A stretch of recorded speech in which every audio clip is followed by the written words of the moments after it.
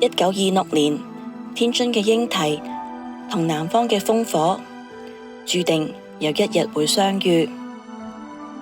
佢叫曾環，鏡湖護理學院第11屆校友。15歲走進鏡湖，18歲走上戰地，一生交俾人民嘅戰地醫者。曾環而家已經年近100歲，現居於廣州。佢分別喺2005年、2015年同埋2025年榮獲頒授中國人民抗日戰爭勝利紀念章。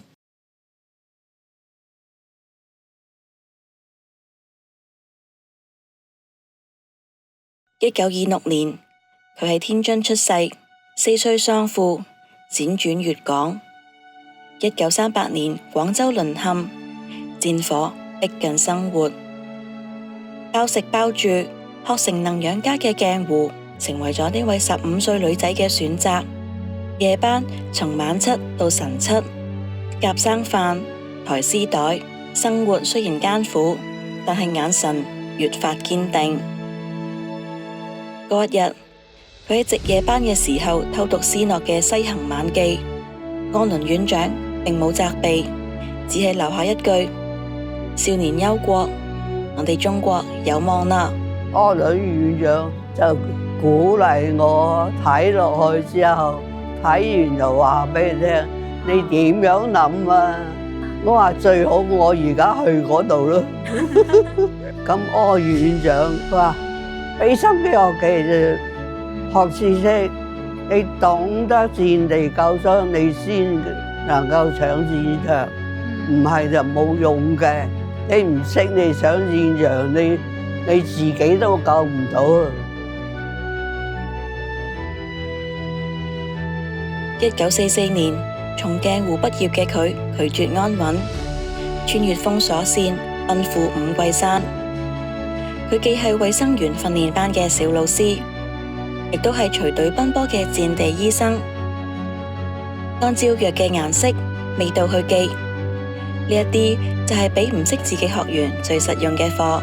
嗰啲文盲嗰啲咧，就晚晚都坐滿晒人嘅，就唔文盲，有識字，但係佢都聽唔明嗰啲，都係咁坐喺周圍，希望我能夠俾多啲知識俾佢，咁我就因住佢嘅水平嚟同佢講解，等佢咧點留啦，咁即係話佢都聽明啦，咁啊就先嚟收手咯。咁我又從頭講咯，點樣去保護傷口咯，點樣俾傷口上好藥之後咧，找個適當位置去放，等能夠抬翻去後方咯。上咗甲板之後，點樣保護個傷口喎？咁嗰啲好重要噶嘛。日本蘇當逼近三鄉，離司令部僅僅只有4小時嘅路程。佢徹夜轉移傷者，為骨折戰士上甲板、包紮、送澳門就醫。恐懼同埋堅定一次次碰撞，最後留低嘅係職業嘅本能同埋信念嘅底色。接我哋30-40個傷員，有幾個台嘅係斷咗骨啊啲，落唔到地啊，由我哋咧安排嗰啲安全嘅道路就過咗澳門啦，咁佢就安全咯。喺嗰度有10幾日咧，就恢復得好好，但係仲未起得身，因為自己行得打仗就係咁啊，要個人自己鎮定，通通個個都多一個膽嘅。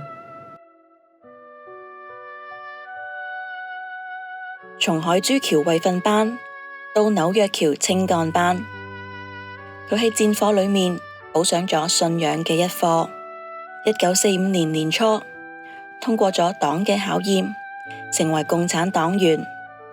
係唔係為病人着想？呢一點係佢被觀察加入中國共產黨嘅着眼點，亦都係佢此後一生嘅答案。1945年，日本投降，戰爭嘅硝煙未散，佢同丈夫鍾國祥喺香港接到新嘅任務，辦學，用住5塊錢、4塊竹笪，漢華中學4個大字就係咁樣掛喺陽台。從此，教育成為咗另一種守護。由戰地到校園，由救治生命到啟迪後學，佢始終將為病人着想放喺職業嘅最前面。曾環將青春奉獻咗俾國家，將一生都交咗俾人民。佢話和平來之不易，年輕人要記得歷史，學有所長，為國家做事。